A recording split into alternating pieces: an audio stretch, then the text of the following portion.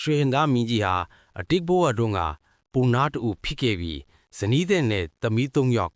နန္ဒာနန္ဒာဝတီတုန္ဒရီနန္ဒာတို့ကိုထားခဲ့ဦးပါတယ်။သူတည်ဆုံးသွားတော့သူ့ရဲ့ဇနီးနဲ့သမီးတွေဟာတမားထံမှာအကူအညီတောင်းခံပြီးစင်စင်ရဲရဲနှီးထိုင်နေကြရတာကိုသိလိုက်ရပါတယ်။ရွှေဟင်သားမင်းကြီးဟာငါးရဲ့အတောင်တွေကရွှေသားစစ်စစ်တွေပဲဒီအတောင်တွေကိုတခါတရံစွန့်နှုတ်ပြီးသူတို့ကိုပေးမယ်ဆိုရင်သူတို့အားလုံးချမ်းချမ်းသာသာနေနိုင်ကြမှာပဲလို့စဉ်းစားပြီးမိသားစိတ်နဲ့ကြည့်ရှုခဲ့ပါတယ်။ဒီလိုပဲဒီနေ့မှာရွှေဟင်သားမင်းကြီးဟာသူတို့ဆင်းရဲစွာနေထိုင်ရအိမ်နာကတစ်ပင်ပေါ်ကိုဆင်းသက်လာခဲ့ပါတယ်။အချင်းတို့ငါဟာတင်တို့ရဲ့အတိတ်ဘဝကခင်မုန်းတဲ့အဖေပါပဲ။ငါရဲ့အတောင်တွေဟာရွှေသားတွေဖြစ်တို့တစ်ခုစီပေးခဲ့မယ်။ဒါကိုရောင်းချပြီးအသက်မွေးကြပါလို့ပြောပြီးရွှေအတောင်တစ်ခုကိုစွန့်နှုတ်ပေးခဲ့ပါတယ်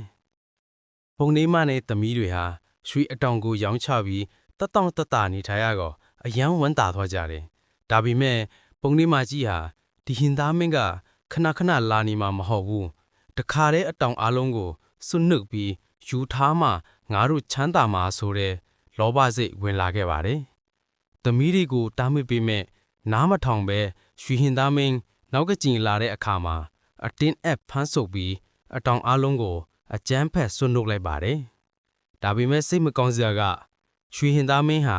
သူ့သဘောဆန္ဒအတိုင်းပေးမှသာရွှေရောင်အတောင်တွေဖြစ်တာပါ။လောဘကြီးအကျန်းဖက်စွန့်နှုတ်လိုက်တဲ့အတောင်တွေဟာ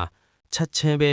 အဖြူရောင်ငတ်အတောင်တာမန်အတောင်တာမန်တွေဖြစ်သွားခဲ့ပါတယ်။ရွှေရောင်မချီတော့တဲ့အတွက်ရောင်းချလို့လည်းမရတော့ပါဘူး။ရွှေဟင်သားမင်းကြီးဟာအဖြူရောင်အတောင်ပန်တွေနဲ့လှုပ်တုပ်နဲ့တခြားတနေရာကိုလေထဲပြန်တန်ထွက်ခွာသွားရပါတော့တယ်။ပုံပင်ရဲ့အဆုံးသက်သင်ခန်းစာဒီဇက်ဒိုလီရဲ့အဓိကသင်ခန်းစာကတော့လောဘကြီးရင်အစားကနေရတဲ့ကောင်းကျိုးချမ်းသာကိုပါဆုံးရှုံးသွားနိုင်တဲ့ဆိုတာပါပဲ။ရွှေဟင်သားမင်းကြီးကပုံမှန်လာပေးရင်သူတို့ဘဝဟာတစ်ထလုံးချမ်းသာမှာဖြစ်ပေမဲ့လောဘတစ်ခုတည်းကြောင့်ရရှိပြီးသားအခွင့်အရေးနဲ့ချမ်းသာမှုတွေ